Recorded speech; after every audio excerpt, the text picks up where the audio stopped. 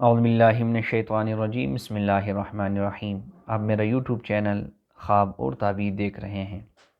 اللہ تعالیٰ کو خواب میں دیکھنا یا کسی چیز کا دینا یا نظر رحمت سے دیکھنا یا دنیاوی کوئی ساز و سامان دینا، اس کی تعبیر حضرت کرمانی رحمۃ اللہ علیہ بیان کرتے ہیں کہ اگر کوئی شخص خواب میں یہ دیکھتا ہے کہ اللہ تعالیٰ نے اسے کوئی چیز دی ہے تو اس بات کی دلیل ہے کہ وہ دنیا میں بلا اور مصیبت دیکھے گا۔